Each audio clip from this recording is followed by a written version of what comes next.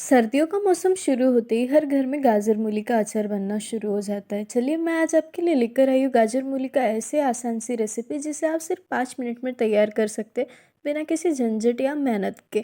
ना आपको मूली को और गाजर को सुखाना पड़ेगा, ना किसी तरह की मेहनत लगेगी। इसे आप आसानी से घर पर बिना किसी हेल्प के अकेले खुद तैयार कर सकते हैं। तो सबसे पहले मैंने गाजर मूली को अच्छी तरह से छील कर एक साइड वॉश कर रख दिया था। अब हम उसे सीधे सीधे लंबे आकार में काट लेंगे। और उसे आप चाहे तो आप कोई भी शेप में काट सकते हैं। आप चाहे तो आपको गोल अचार पसंद होगा तो आप उसे गोल शेप में काट सकते हैं। मैंने अभी उसे सीधा सीधा काट लिया। आप चाहे तो कोई भी शेप में काटिए और आपके हिसाब से उसकी मोटाई और चौड़ाई रखिए। अब हम इसी तरह से पूरे गाजर को अच्छी तरह से लंबाई में काट लेंगे। हम पूरा गाजर काटने के बाद मूली को भी इसी तरह से काट लेंगे। तो देखिए, अब मैंने गाजर को हल्के हल्के हाथों से अच्छी तरह से लंबाई में काटना शुरू कर दिया है।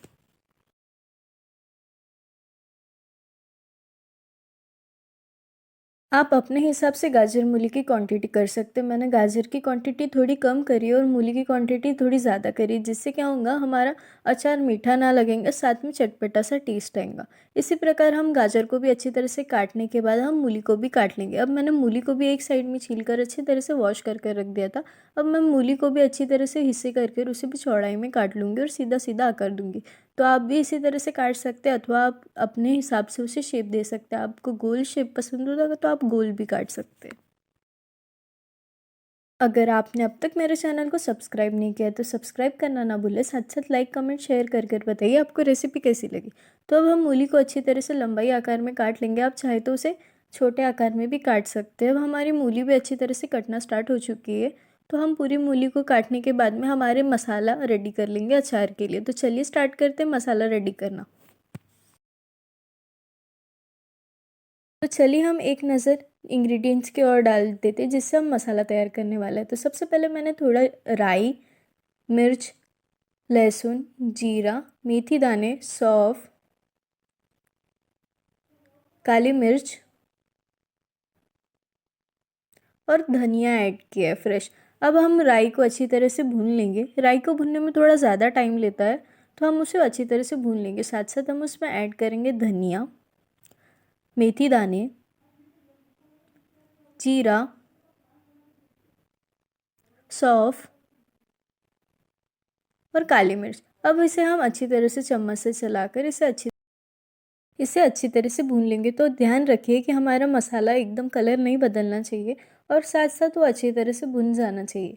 अब हम चलाते रहेंगे जब तक हमारा मसाला अच्छी तरह से भुन न जाए। हमारी अभी मसाला भुनना स्टार्ट हो चुका है। आप चाहे तो उसे लो फ्लेम पर ही पकाएं, जिससे क्या होगा, हमारा मसाला अच्छी तरह से एकदम भुन जाएगा और साथ साथ उसमें फ्लेवरिंग भी आ जाएंगे सभी मसाले ऐड होने के बाद में। अब हम चम्मच से चलाकर उसे अच्छी तरह से भूनते रहेंगे जब तक हमारा मसाला अच्छी तरह से भुन न जाए। फिर हमारा मसाला जब भुन जाएगा, हम उसे एक ग्राइंडर में लेकर उसे ग्राइंड कर लेंगे।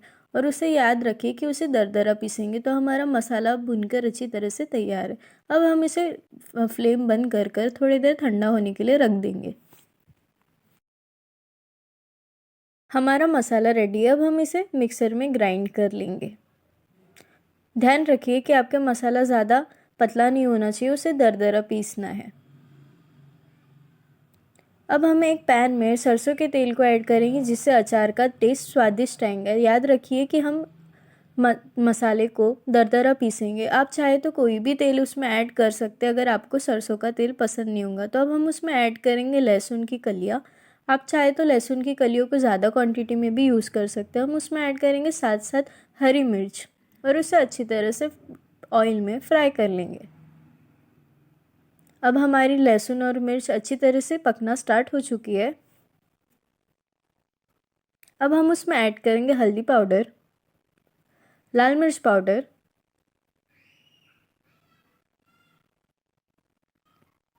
और उसे अच्छी तरह से चला लेंगे, जिससे क्या होगा, हमारे मिर्च में अच्छी तरह से लाल मिर्च पाउडर और हल्दी की फ्लेवरिंग आ जाएगी। अब हम हमारे मसाले में मूली को ऐड कर देंगे। साथ साथ हम उसे गाजर को भी ऐड कर देंगे। तो अब हमारी मूली अच्छी तरह से मसाले में ऐड हो चुकी है। अब हम अपने गाजर को भी उसमें ऐड कर देंगे। ध्यान रखिए कि आप उसे अपने हिसाब से क्वांटिटी यूज़ कर सकते गाजर और मूली की। अब हम चम्मच लेकर उसे अच्छी तरह से मसाले में चला लेंगे। ध्यान रखिए हमें गाजर और मूली को ज़्यादा नहीं पकाना है, उसे सिर्फ 2 मिनट हमें लो फ्लेम पर पकने देना है, जिससे क्या होगा, हमारी गाजर मूली ज़्यादा पकेंगी नहीं और उसमें अचार का स्वाद एकदम प्यारा आएगा, साथ साथ उसमें फ्लेवरिंग भी बढ़ जाएंगी। हमने जो दरदरा मसाला पीसा था, अब हम उसे गाजर और मूली में ऐड कर देंगे। तो देखिए, ध्यान रखिए कि आप उसे गाजर मूली को ज़्यादा ना पकाइए और मसाले को ज़्यादा पतला ना पीसिए। अब हम उसे दरदरा पीसने के बाद में हम गाजर मूली में अच्छी तरह से मिला लेंगे और उसे चला लेंगे, जिससे हमारा मसाला अच्छी तरह से गाजर और मूली में मिक्स हो जाएगा।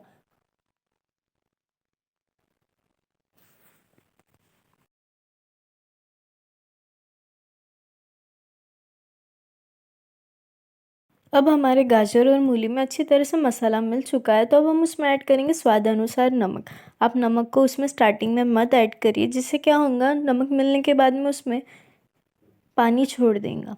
और उसमें हम ऐड करेंगे नींबू, जिससे हमारे अचार का चटपटा सा टेस्ट आएगा। और साथ अगर आप चाहे तो उसमें आमचूर पाउडर भी ऐड कर सकते।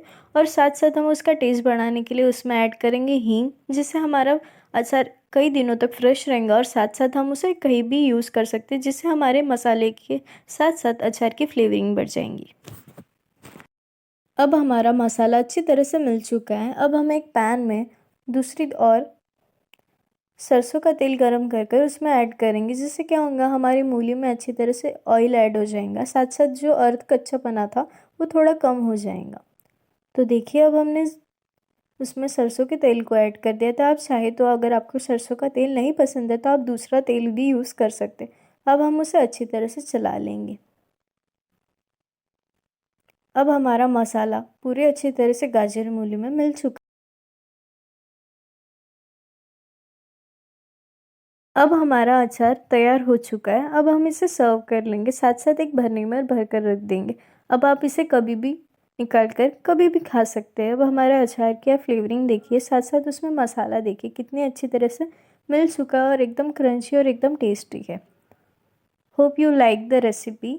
अगर आपको रेसिपी पसंद आए तो ज़्यादा से ज़्यादा लोगों को शेयर करना ना भूलिए और लाइक कमेंट शेयर कर बताइए आपको रेसिपी कैसी लगी।